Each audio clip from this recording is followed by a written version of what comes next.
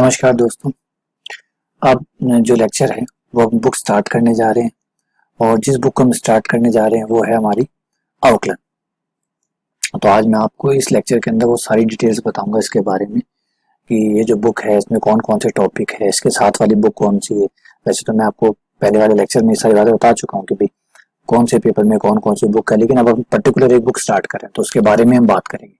अब हम बाकी बुकों के बारे में बात नहीं करेंगे, हम इस पर्टिकुलर बुक के बारे में बात करेंगे जिसका नाम है आउटलाइन गणित।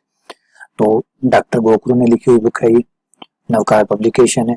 वैसे देखिए बहुत सारी बुकें चलती है मार्केट में, बहुत सारी जेपीएच की बुक मिल जाएगी आपको, एस चांद पब्लिकेशन की मिल जाएगी, नरोसा पब्लिकेशन की मिल जाएगी, ऐसे ढेर सारे पब्लिकेशन चलते हैं। हाँ ठीक है, हर कोई राइटर जो होता है अपने हिसाब से अच्छी अच्छी बुक लिखता है, बहुत बढ़िया से बढ़िया कंटेंट डालने की कोशिश करता है, लेकिन जो टीचर्स होते हैं, जो पढ़ाते हैं, जो लेक्चरर आपको पढ़ाते हैं, उनकी अपनी एक चॉइस होती है कि ठीक है इस बुक को पढ़ूंगा। अधिकतर जो चॉइसेस होती है वो इसी बात पे डिपेंड करती है कि कौन सी बुक है जिसमें से ज्यादातर क्वेश्चन पूछे जाते हैं, या कौन सी बुक है जो ज्यादातर सिलेबस को कवर कर लेगी। मतलब आपको किसी और बुक को नहीं पढ़ना पड़ेगा, यानी इस बुक को पढ़ने के बाद में सिलेबस को पढ़ने के लिए आपको कोई एक्स्ट्रा बुक नहीं पढ़नी पड़ेगी, ठीक है ना। और कौन सी बुक है जो टू द पॉइंट चलेगी, मतलब एक्स्ट्रा कंटेंट उसमें नहीं होगा, फालतू का कंटेंट नहीं होगा, मतलब आपको गुमराह नहीं करेगी। तो इस तरीके से कौन सी बुक है इसके आधार पर लेक्चर जो है वो अधिकतर चुनाव करता है। तो किसी को कौन सी बुक अच्छी लगती है, किसी को कुछ बुक लगती है। मैं बहुत लंबे टाइम से डॉक्टर गोखरू की जो बुक है नवकार पब्लिकेशन की बुक ये इस्तेमाल करता हूँ, क्योंकि ये लगभग मेरा सारा सिलेबस कवर कर देती है। जो अपने यूनिवर्सिटी का जो सिलेबस बताया गया है वो सारा कवर करती है, एक बात। दूसरी खासियत ये है कि ये जो बुक है इसमें गैर जरूरी चीजें नहीं है, फालतू की चीजें नहीं है।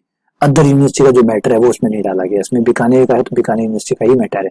आपसे महाराजा गंगा सिंह यूनिवर्सिटी का जो सिलेबस है उसको ही कवर करेगी। फालतू में ऐसे नहीं है कि और यूनिवर्सिटी को कवर करने के लिए कई बार कई जो बुक है वो ऐसा करती है कि 5-7 यूनिवर्सिटी को कवर कर लेती है, 5-7 यूनिवर्सिटी को कवर कर लेती है। तो इस यूनिवर्सिटी का जो टॉपिक है वो दूसरी में नहीं होता, दूसरी का तीसरे में नहीं होता, तो वो सारी यूनिवर्सिटी के टॉपिक उसमें डाल लेती है। तो एक बच्चा कंफ्यूज हो जाता है कि क्या पढ़ूं क्या नहीं पढ़ूं, बहुत गैर जरूरी चीजें ऐड हो जाती, ठीक है, फिर उसे छांटना पड़ता है। अब उसकी किताब के मान लो 200 पेज की किताब है और उसके जो टॉपिक है वो 50 पेज में कवर हो गया, बिना मतलब वो 150 पेज है वो साथ में लिए, फिर तो ये मुश्किल हो जाता है। इसलिए ये जो बुक है ये खास तौर पे, ये सबसे अच्छी बात है कि ये जो बुक है ये खास तौर पे एमजी यूनिवर्सिटी को बहुत बेहतर तरीके से कवर करती है। इसलिए अगर आप इसे देखोगे तो बाकी यूनिवर्सिटी में ये बुक नहीं चलती। बाकी यूनिवर्सिटी में ऐसे बनाया गया है इसको और यूनिवर्सिटी के लिए भी, लेकिन बाकी यूनिवर्सिटी इसको प्रेफर नहीं करती, क्योंकि ये मेनली फोकस करती है महाराजा गंगा सिंह यूनिवर्सिटी को। तो डिफरेंशियल कैलकुलस जो हमारा पहला पेपर का नाम है वो है डिफरेंशियल कैलकुलस। डिफरेंशियल कैलकुलस यानी कलन, इस पेपर का नाम भी रहेगा कलन। इस कलन में दो है, समाकलन और अवकलन, इन दो चीजों से ये बनेगा। अवकलन, इसमें हम अवकलन पढ़ेंगे, और नंबर 2 हम इसके अंदर समाकलन पढ़ेंगे। ये दो चीजें हमारी रहेगी, अवकलन है समाकलन। अब इसमें कैसे कैसे यूनिट है इसके सिलेबस को हम थोड़ा सा देख लेते हैं, ठीक है। ये है सिलेबस, जैसे नाम है, पेपर का नाम रहेगा कैलकुलस। ये पेपर सेकंड है आपका, जैसे देखा नहीं पेपर सेकंड में नाम लिखा हुआ है पेपर सेकंड, ये आपका पेपर नंबर 2 है, सेकंड पेपर है, फर्स्ट पेपर नहीं है ये। अब अगर आप सोच रहे हो कि फर्स्ट पेपर क्यों नहीं स्टार्ट किया, तो इसका कारण मैं आपको बता चुका हूँ कि जो फर्स्ट पेपर है वो है ग्रुप थ्योरी, समूह सिद्धांत।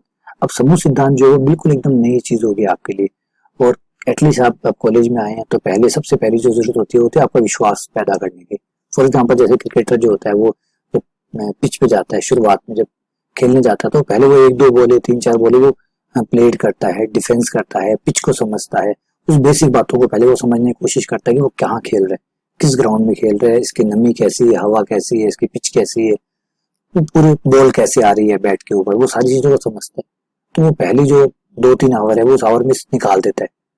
तो वो समझ जाता है कि बॉल इतना बाउंस करेगी, बॉल पिच ऐसी हार्ड है, या ग्राउंड ऐसा है, हवा इस तरीके से चल रही है, इतना डाइवर्शन हो रहा है।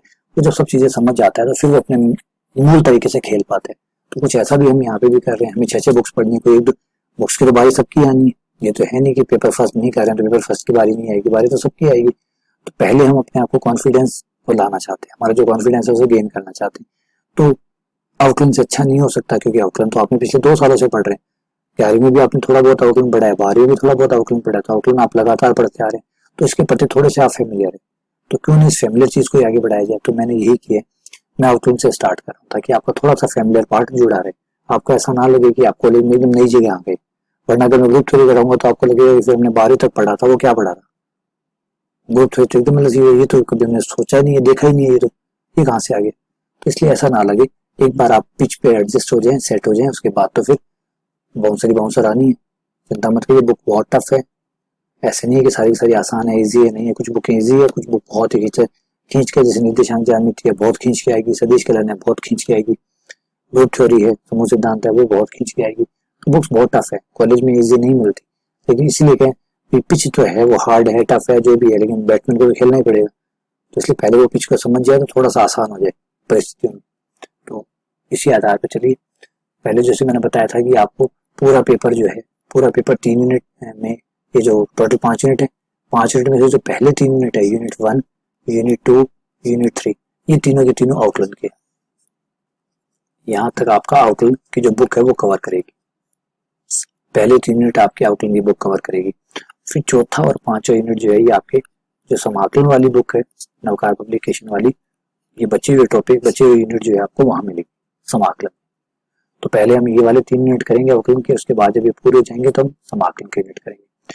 तो मैं आपको यूनिट फर्स्ट के बारे में, सेकंड के बारे में, थर्ड के बारे में बता देता हूँ, ठीक है। ये टॉपिकों के नाम है, ये रहे, pedal equation of a curve, envelope, asymptote, curvature, centre of curvature, कोड ऑफ कर्वेचर। तो ये सारा कर्वेचर में आ जाएगा। देखिए यहाँ तक से नाम है ना कर्वेचर, ये कर्वेचर के ही नाम है, curvature, various of formula, centre, curvature, code, ये पूरा कर्वेचर है। तो कर्वेचर होगा, एक अनंत स्पर्शियां होंगी, एक पाद्यिक समीकरण होंगे और एक एनवेलप होंगे। तो 4 टॉपिक हुए। पहला तो हुआ पाद्यिक समीकरण, दूसरा हुआ एनवेलप, तीसरा हुआ एसिम्पटोट्स, अनंत स्पर्शी कहते हैं, अनंत स्पर्शी, और कर्वेचर, वक्रता, वक्रता, अनंत स्पर्शी, एनवेलप और पाद्यिक समीकरण, ये 4 टॉपिक्स मिलके बनेंगे यूनिट 1। तो यूनिट 1 में जब 4 टॉपिक पढ़ लेंगे तो हमारा यूनिट 1 कंप्लीट हो जाएगा। फिर जैसे हम यूनिट 2 में आएंगे, यूनिट 2 में सारी एक ही चीज है, सारी एक चीज है, नाम अलग अलग दिख रहे होंगे आपको, ये सारा ये आंशिक आउटलाइन। आंशिक ये आपको ये कौन सी नई चीज आ गई, आउटलाइन तो सुना हुआ है, ये आंशिक आउटलाइन क्या हो गया, ये नया टाइप का आउटलाइन है, ये नए प्रकार का आउटलाइन है तो ये आउटलाइन ही, लेकिन ये आंशिक रूप का आउटलाइन, एक विशेष आउटलाइन जिसे आंशिक आउटलाइन कहते हैं। आपने थोड़ा फिजिक्स में नाम भी सुना होगा, आंशिक आउटलाइन, डेल अपॉन डेल एक्स, इस टाइप के आउटलाइन सुनेंगे वो है। तो सेकंड यूनिट जो है वो पूरा का पूरा आंशिक आउटलाइन। फिर थर्ड यूनिट में जब आप आते हैं तो थर्ड यूनिट में मैक्सिमा एंड मिनिमा है। अब आपको मैक्सिमा मिनिमा तो हम पढ़ के आए हैं सीनियर में, बेटा मैंने पहले ही कहा था, जो सीनियर में आया वो कॉलेज में नहीं आता, कॉलेज में हमेशा एडवांस चीज आती। तो यहाँ जो मैक्सिमा मिनिमा है वो 2 वेरिएबल के लिए, वो आप एक के लिए पढ़ के आते, आप एफ एक्स के लिए पढ़ के लिए आए थे। अब जो आप पढ़ोगे एफ एक्स वाई के लिए पढ़ के, 2 फलन, एक फलन जो होगा वो 2 चरों वाला होगा, उसके लिए होगा। तो मैक्सिमा मिनिमा 2 वेरिएबल, यहाँ तक आपका ये सारा यहाँ तक चलेगा। उसके बाद में अवतल और उत्तल, ये नया टॉपिक हो जाएगा। पहले मैक्सिमा मिनिमा, यहाँ से लेकर यहाँ तक मैक्सिमा मिनिमा के टॉपिक है, यहाँ से उत्तल और अवतल हो जाएगा। फिर यहाँ वक्र अनुरेखण हो जाएगा, ये कर्व ट्रेस। तो ये 3 यूनिट हो गए, 3 टॉपिक होंगे इसके अंदर, अवतल उत्तल एक। अभी आप लोगों को जो सर आउटलाइन में ये अवतल उत्तल नाम कैसे आ रहे हैं, तो मैंने पहले ही आपसे कहा था कि ये नाम आउटलाइन है, आपको बहुत कम आउटलाइन देखने को मिलेगा। आउटलाइन के एक अलग अलग रूप देखने को मिलेंगे, आपको नई नई चीजें देखने को मिलेगी। तो ये है वक्र अनुरेखण। अब वक्र अनुरेखण का, वक्र अनुरेखण मतलब वक्र बनाना। अब वक्र बनाने का आउटलाइन से क्या संबंध, तो बिल्कुल कोई संबंध नहीं है। तो मैंने कहा ना बुक का नाम आउटलाइन, जैसे मैट्रिक्स वाली बुक का नाम मैट्रिक्स है, मैट्रिक्स आपको सिर्फ 1 यूनिट में मिलेगी, बाकी जो दूसरा यूनिट होगा मैट्रिक्स का होगा ही, वो बहुपदों का होगा। तो ये थोड़ा सा प्रॉब्लम है। अब नाम तो एक ही रखना पड़ेगा, तो नाम तो आप कहीं नहीं रख सकते, तो नाम आप तो आउटलाइन रख दिया, या आउटलाइन के ही अलग अलग टॉपिक बना दिए। तो ये आ गया वक्र अनुरेखण, अवतल उत्तल और उच्चिष्ट निम्निष्ट, इन 3 चीजों से हमारा यूनिट 3 बनेगा। तो यूनिट फर्स्ट में 4 टॉपिक है, यूनिट सेकंड में 1 टॉपिक है आंशिक आउटलाइन, और यूनिट 3 के अंदर उच्चिष्ट निम्निष्ट, अवतल उत्तल और वक्र अनुरेखण, ये 3 टॉपिक है। इस तरीके से आपके यूनिट 3 बन जाएंगे।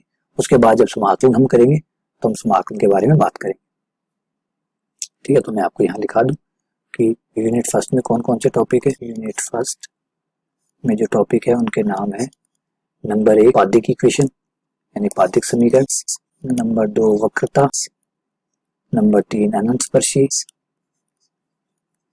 स्पर्शी एसिम्पटोट जिसे कहते हैं, और एनवेलप। ये 4 टॉपिक से आपका यूनिट फर्स्ट कंप्लीट हो जाएगा। यूनिट फर्स्ट कंप्लीट होने का मतलब है, याद रखिएगा जो पेपर वाइज मैंने बताया था, एक एक नंबर की 2 परिभाषाएं आएगी। एक यूनिट कंप्लीट होने का मतलब है, पेपर वाइज बात कर रहा हूं मैं, तो आपके एक एक मार्क्स के 2 क्वेश्चन कवर हो जाएंगे। है ना। एक एक अंक के 2 क्वेश्चन सेक्शन ए से। सेक्शन ए जो है उसके आपके 2 क्वेश्चन कवर हो जाएंगे 1-1 मार्क्स के। फिर आपको एक 4 मार्क्स का क्वेश्चन कवर हो जाएगा, एक क्वेश्चन आपका 4 मार्क्स का कवर हो जाएगा सेक्शन बी से, और फिर एक 12 मार्क्स का बड़ा क्वेश्चन कवर हो जाएगा सेक्शन सी से। यानी आपको जैसे ही आप यूनिट ए कंप्लीट कर लेते हैं तो आप 18 नंबर गेन कर जाते हैं। ठीक है, ये यूनिट 1 हो गया। फिर अपन यूनिट 2 में आए। यूनिट 2 में जैसे मैंने बताया एक ही बड़ा टॉपिक है, उसके छोटे छोटे रूप जरूर है, लेकिन मेन बस वही है, आंशिक अवकलन। आंशिक अवकलन क्या होता है, 2 चरों के लिए आंशिक अवकलन कैसे करते हैं, ये डैश डैश डैश सब कुछ इसके अंदर आएगा। तो एक ही टॉपिक है आंशिक अवकलन, ये आपके 18 नंबर का होगा। टॉपिक एक है लेकिन नंबर 18 हो। 1-1 नंबर के 2, 4 नंबर का 1 और 12 नंबर का 1। तो ये कवर करते ही आपका यूनिट 2 कवर हो जाएगा, यानी 18 नंबर आपके और गेन हो जाएंगे। फिर आप यूनिट 3 में जाएंगे।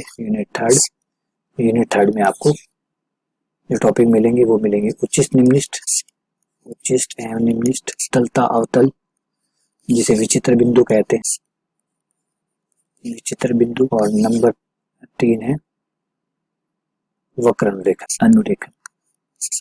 अनुरेखन। तो ये भी आपका सेम वैसे चलेगा, 1-1 नंबर के 2 क्वेश्चन कवर करेगा। ठीक है, एक क्वेश्चन 4 नंबर का कवर करेगा और एक क्वेश्चन 12 नंबर का कवर। इस तरीके से 18 मार्क्स का ये भी हो जाएगा। तो इस तरीके से जब आप आउटलाइन को पूरी कर लेंगे तो आउटलाइन को पूरी करते ही आपके 18 यानी आपका जो टोटल 66 नंबर का पेपर आएगा उसमें से 64 मार्क्स कवर हो जाएगा ओवर 66। 66 में से 54 नंबर का पेपर कवर हो जाएगा। जब आप आउटलाइन पढ़ने जाएंगे तो आपको सिर्फ 12 नंबर पढ़ने होंगे, सिर्फ 12 नंबर की चीजें तैयार करनी होंगी। तो इस तरीके से हमारा जो पैटर्न है, अगर आपने वो नहीं देखा है पिछला लेक्चर तो प्लीज पहले पिछला लेक्चर देख लीजिए, टॉपिकों को समझ लीजिए, किस तरीके से पैटर्न है उसको समझ लीजिए, ताकि आपको ये बात समझ में आ जाए जो मैंने अभी समझाई है ना। बीच में देखिए लेक्चर स्किप मत कीजिएगा। अगर आप लेक्चर 5वां देख रहे हैं तो चौथा जरूर देख के आइएगा, है ना। बीच में अगर आप लेक्चर छोड़ के आएंगे तो फिर बहुत प्रॉब्लम आएगी, क्योंकि सीधा तो नहीं, तो कुछ ऐसा कि जैसे आप सीढ़ियां चढ़ रहे हैं तो अगर आप छलांग लगाएंगे तो ये खतरनाक ही हो सकता है। तो बीच में छलांग ना लगाएं, हर लेक्चर को देख के आए, उसके बाद ही अगला लेक्चर देखें। टाइम दे, कोई बात नहीं, आप इससे कोई दिक्कत नहीं है, आप धीरे धीरे देखें, आराम से देखें, समझ के देखें, इससे कोई प्रॉब्लम नहीं है, लेकिन छोड़ के ना देखें। क्योंकि छोड़ने से फिर मैं ये मान के चलता हूँ कि आप पीछे वाला लेक्चर देख के यहाँ आए तो मैं वो बातें नहीं बताता जो पीछे वाले लेक्चर में बता चुका है, क्योंकि रिपीट करने का क्या फायदा। इसलिए आप प्लीज वो पीछे वाले सारे लेक्चर देख के फिर अगले लेक्चर में चले, इस तरह से कंटिन्यूटी को बनाए रखें। तो उम्मीद करता हूँ कि ये आपको सारा समझ में आ गया होगा सिलेबस। इसको देख लीजिए, इनको उतार लीजिएगा टॉपिक को।